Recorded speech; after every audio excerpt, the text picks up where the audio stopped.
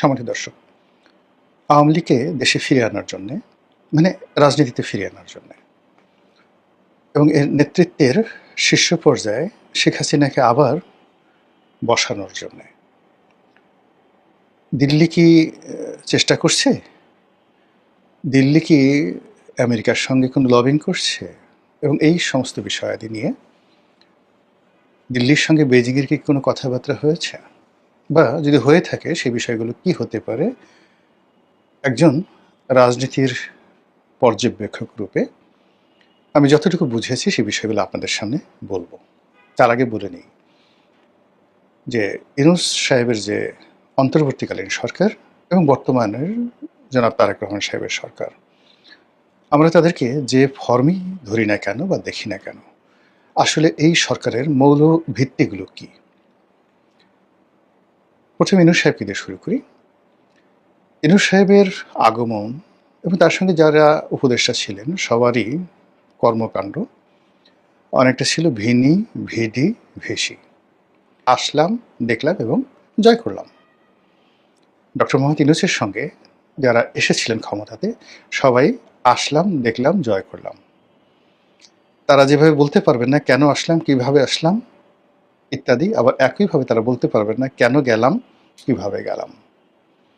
পুরো জিনিসটি একটা সিস্টেমের মধ্যে জাস্ট দে প্লেড। তাদেরকে একটা জায়গাতে বসানো হয়েছিল, বসার পরে তারা কিছু কর্মপরিধি, তাদের কিছু চিন্তা চেতনা বা তাদের দক্ষতা অভিজ্ঞতা তারা সেই চেয়ারে বসে করার চেষ্টা করেছেন, যেটি বলতে গেলে ব্যর্থ হয়েছে। এবং এমন একটা সময় তারা যেতে বাধ্য হয়েছেন, যদি তারা না যেতেন তাহলে তাদের অস্তিত্ব কোন পর্যায়ে থাকতো একমাত্র আরশের মালিক আল্লাহ ছাড়া বলতে পারেন না। আবার একইভাবে যে যাই বলেন না কেন, জুলাই বিপ্লবের পরে জনাব সালাউদ্দিন সাহেবের ফিরে আসা ইন্ডিয়া থেকে একেবারে রাতারাতি, মানে মনে হলো যে জুলাই বিপ্লব হয়েছে আগস্ট মাসের 5 তারিখের পরে, সারা বাংলাদেশে সালাউদ্দিন সাহেবের আসার জন্য বিএনপির নেতৃত্ব গ্রহণ করার জন্যই বোধহয় তার জন্ম হয়েছে। প্রকৃতি যেভাবে মায়ের পেট থেকে একটি সন্তানকে প্রসব করিয়ে দেয়, প্রকৃতি যেভাবে মাটির যে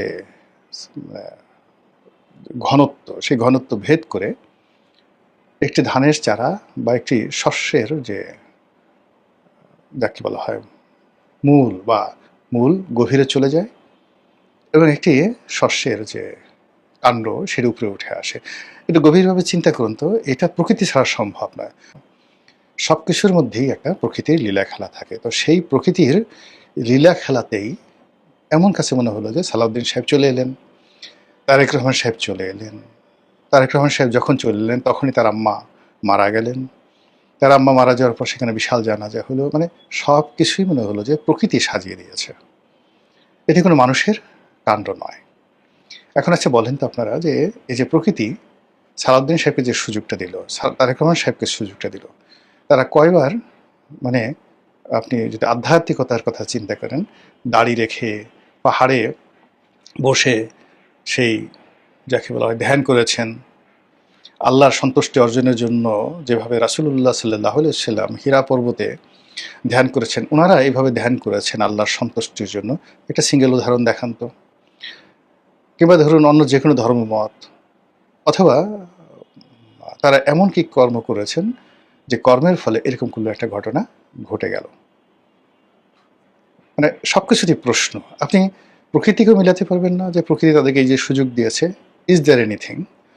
অথবা তাদের সঙ্গে যে বৈদেশিক যে সম্পর্ক, সেই সম্পর্কের ক্ষেত্রে তারা এমন কি করেছেন যে কর্মের কারণে তাদেরকে, মানে ডক্টর ইউনূসকে ক্ষমতায় বসানো হলো, আবার সরিয়ে দেওয়া হলো, আবার তারেক রহমান সাহেবকে ক্ষমতায় বসানো হয়েছে, ক্ষমতায় বসানোর পর প্রেমের রশি দিয়ে আবার এখন টানাটানি শুরু হয়েছে। এবং এই টানাটানির ফলে কি হলো দেখবেন যে অনেক মানুষের ঘুম হারাম হয়ে গেছে, তাদের খাবার দাবার, জীবন চাল চলন সব নষ্ট হয়ে গেছে। আপনি আমি বাইরে থেকে যতটুকু আন্দাজ করতে পারি, ভিতরে যারা আছেন তারা এই উত্তাপটি, তাদের ক্ষমতার জোর এবং ভিত্তিটি তারা আপনার আমার চেয়ে 100 গুণ বেশি বুঝতে পারেন। তাদের চলাফেরা, ড্রেস কোড, তাদের মানে সিদ্ধান্ত গ্রহণ, প্রত্যেকটা জিনিসের মধ্যে আপনি দেখবেন প্রচণ্ড অসামঞ্জস্যতা রয়েছে। এবং আমরা যারা বাইরে আছি, সেই বাইরে আমরা তাদের সেই কাজের কোনো রকম ধারাবাহিকতা দেখতে পাচ্ছি না। একটা ছোট্ট উদাহরণ দিলে বুঝতে পারবেন যে দুর্বৃত্তায়ন কোন পর্যায়ে পৌঁছে গেছে। এই দেশগুল্লাই যাক, ডাজ নট ম্যাটার, কিন্তু আমাকে আমার মাল পানি কামাতেই হবে। আরেকটি ঘটনা বলি, একটা জেলার থেকে একজন নর্মাল এএসআই, খুব ভালো, মানে একটা ভালো থানাতে আছেন। তো এখন সে আসছে, স্যার আমাকে একটু বদলির ব্যবস্থা করে দেন। তা বললাম, তুমি তো ভালো জায়গাতে আছো, কেন বদলি হবে? বলে, স্যার জীবন বাঁচছে না। এই কারণ হলো যে এখানে ওসি সাহেব যিনি আছেন ৬০ লাখ টাকা খরচ করে এসছেন, এবং এই ৬০ লাখ টাকা তোলার জন্য প্রত্যেকটা কনস্টেবল থেকে শুরু করে সবার উপর সে প্রেশার ক্রিয়েট করছে। ফলে প্রতিদিন আমাদেরকে অন ডিউটিতে গিয়ে এই টাকা আদায় করার জন্য চেষ্টা করতে হয়। কয়েকদিন আগে এরকম একটা ঘটনায়, এখন আগের মতো সমাজ নাই, পুলিশকে ভয় পায় না, অনেক জায়গায় মব হয়, অনেক জায়গায় মারামারি হয়, সব কিছু হয়, এবং আমাদের পুলিশকে ধরে সেই মাদক সহ উল্টে ফেলে, মানে মাদক উদ্ধার করতে পুলিশ গেছে, উল্টে ফেলে মাদক মামলায় পুলিশকে ফাঁসাই দেওয়া হয়েছে, চাকরি চলে গেছে। আমারও, মানে আমি যেখানে আছি আসলে আমার জীবন নিয়ে টানাটানি, আমি 28 বছর চাকরি করছি, স্যার আমি একটু বাঁচতে চাই। আপনি বোঝার চেষ্টা করেন যে একটা ওসির জন্য ৬০ লাখ টাকা, হয়তো 1 বছর বা 6 মাস, এই পর্যায়ে চলে গেছে দুর্বৃত্তপনা। এই কাজের সরকারের যদি ধারাবাহিকতা থাকতো, সরকার প্রথমে এই জায়গাগুলোতে হাত দিতে পারত, কিন্তু সেই জায়গাগুলোতে হাত দেওয়া যায়নি। এর ফলে কি হলো, এই যে সরকারের প্রতিটি প্রশাসন, প্রতিটি জায়গা, কনস্ট্রাকশন, এই যে সরকারের অনেক মন্ত্রীদের নামে দুর্নীতির অভিযোগ আসছে, অনেক মন্ত্রীদের বিরুদ্ধে সুপার পাওয়ারের, যাকে বলা হয় যে তাদের অনেক ক্ষমতা চলে আসছে, সরকারের আপনজনের মধ্যে বন্ধু ভার্সেস বন্ধু, শত্রু ভার্সেস শত্রু, তাদের মধ্যে মারামারি কাটাকাটি হচ্ছে। এই বিষয়গুলো মানুষ ভাবছে তাহলে তো আওয়ামী লীগ ভালো ছিল, আমাদের কই জান্নাতের টিকিট কই? জামাতের লোক তো তাবিজ বিক্রি করার কথা বলে, খু দেওয়ার কথা বলে নারী ধর্ষণ করে, পার্থক্য কি রইল? তাহলে আওয়ামী লীগের লোকও ধর্ষণ করতো, জামাতের লোক এই কাজগুলো করতেছে, আওয়ামী লীগের সালমান এফ রহমান এই কাজগুলো করছে। এখন কি শেয়ার মার্কেট লুট হচ্ছে না? এখন কি ব্যাংক লুট হচ্ছে না? আওয়ামী লীগের যারা দুর্নীতিবাজ কর্মকর্তা ছিলেন, এখন কি দুর্নীতিবাজ নেই? এটা মাঠের মধ্যে আপনি একটা সিঙ্গেল জায়গাতে কমেছে, কমেনি। এখন এটাকে উঠাতে উঠাতে উঠাতে উঠাতে ওই যে বীজের মতো আরো উপরে উঠান, উপরে উঠালে আপনি দেখবেন যে যারা এই ক্ষমতার কলকাঠি নাড়েন বিদেশ থেকে, সেটা ওয়াশিংটন বলেন, দিল্লি বলেন, চীন বলেন, তো তারা এই যে জায়গাগুলো, সেই জায়গাগুলো তারা দেখছেন। দেখার পরে তাদের কি মনে হচ্ছে যে তাদের বিনিয়োগ, তাদের ভবিষ্যৎ, তাদের সিদ্ধান্ত, তাদের সাথে সরকারের যে সম্পর্ক, সেই সম্পর্কটা কন্টিনিউ করার জন্য যে চেইন অফ কমান্ড, সেই চেইন অফ কমান্ড 17 বছর কেমন ছিল, গত 2 বছরে কেমন চলছে। তো সেখানে যদি তারা কোনো উন্নয়ন দেখতে না পায়, শুধু ফুলঝুরি, কথার ফুলঝুরি দিয়ে কাজ হবে না, শুধু এখানে প্রজেক্ট দিয়ে কাজ হবে না, স্বপ্ন দেখে কাজ হবে না, এখানে আসলে অ্যাকশন দরকার। কিন্তু গত 2 বছরে যে অ্যাকশনগুলো, একটা সিঙ্গেল অ্যাকশন দেখান যে অ্যাকশনগুলো বাস্তবে দেশের এবং দেশের বাইরের আমাদের যারা বন্ধু আছে, উন্নয়ন সহযোগী আছে, সবাইকে খুশি করেছে। সেই দিক থেকে তারা যে কাজটি করে, যেমন শেখ হাসিনার জমানাতে তারা সবসময় জামাতের সাথে যোগাযোগ রক্ষা করতো, জাতীয় পার্টির সাথে করতো, তারপরে বিএনপির সাথে করতো, ইন পার্সন সেই ব্রিটিশ রাষ্ট্রদূত, আমেরিকান রাষ্ট্রদূত, এখান থেকে গিয়ে তারেক রহমান সাহেবের সাথে লন্ডনে দেখা করতেন।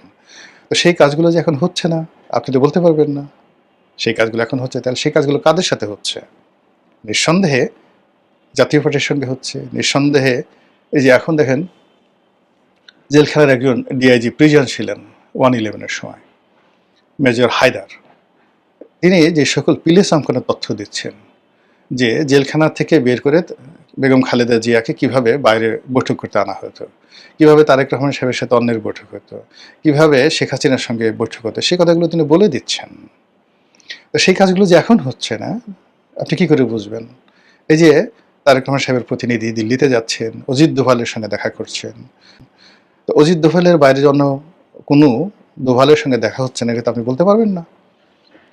তো পর্দার আড়ালে আসলে পিলে চমকানো অনেকগুলো খেলাধুলা হচ্ছে, আর সেই খেলাধুলা যতক্ষণ না পর্যন্ত যেটা আমি বক্তব্য শেষ করে ফেলব, যদি রাজনৈতিক দল অর্থাৎ জামাত, বিএনপি তাদের হাতে থাকে, সরকার হিসেবে বিএনপির সরকার, জনাব তারেক রহমান সাহেবের সরকার তার হাতে থাকে, তাহলে বিদেশিরা বিষয়টা নাক গলাতে পারবে না। কিন্তু যদি এই ক্ষমতা ট্রান্সফর্ম, কারা থাকবে কারা আসবে, এই সিদ্ধান্তগুলো বিদেশিদের হাতে চলে যায়, তাহলে সঙ্গত কারণেই এখানে সামরিক বাহিনী মিডিয়েটর হয়ে যাবে like Pakistan, civil service mediator হয়ে যাবে, মধ্যস্থতাকারী হয়ে যাবে লাইক পাকিস্তান, এবং মিশরের মতো এখানে একটি রাজনৈতিক অভ্যুত্থান, সামরিক অভ্যুত্থান ঘটে যেতে পারে। এবং সেই অর্থে যেমন এখানে ধরুন পাকিস্তানে যখন ইমরান খানকে হটানোর প্রয়োজন হলো, তখন এই চাপের মধ্যে ফেলে তিনটি বৃহৎ রাজনৈতিক শক্তি তাদেরকে এক টেবিলে বসানো হলো। এই সেনাবাহিনী বসিয়েছে, সেটা হলো বেনজির ভুট্টোর পিপলস পার্টি, তারপরে নওয়াজ শরীফের মুসলিম লীগ, তারপরে আবার নওয়াজ শরীফ মুসলিম লীগের দুটো গ্রুপ ছিল, নওয়াজ শরীফের মেয়ে এবং নওয়াজ শরীফের ভাই, এখন যিনি শাহবাজ শরীফ আছেন, তাদেরকে বসানো হলো। আরেকজন যেমন বাংলাদেশের জামাতের মতো এরকম প্রভাবশালী, ওখানে জামাত না, তাকে বলা হয় মাওলানা ফজলুর রহমান ওরফে ডিজেল মাওলানা, তাকেও যিনি একসময় ইমরান খানের ঘনিষ্ঠ ছিলেন, তাকে ইমরান খান থেকে সরিয়ে এনে এখানে বসানো হলো, এবং সেই সরকার এখানে সেখানে চলছে। কাজেই শেখ হাসিনাকে নিয়ে বেইজিং, দিল্লি এবং আমেরিকায় যে কোন লেভেলে খেলা চলছে, আশা করি সরকারের যারা কর্তব্য ব্যক্তি তারা বুঝবেন যে তারা যখন ক্ষমতার বাইরে ছিলেন তাদের সঙ্গে যেভাবে এই বিদেশি শক্তিগুলো খেলেছে, তার চেয়ে 100 গুণ বেশি আগ্রহ নিয়ে, উৎসাহ নিয়ে এখন তারা আওয়ামী লীগ এবং শেখ হাসিনার সঙ্গে খেলছে। আর সেই খেলায় কে কাকে গোল দেয় সেটি এখন দেখার বিষয়। মহান আল্লাহ আমাদের সবাইকে হেদায়েত দান করুন এবং হেফাজত করুন। আসসালামু আলাইকুম ওয়া রাহমাতুল্লাহি ওয়া বারাকাতুহু।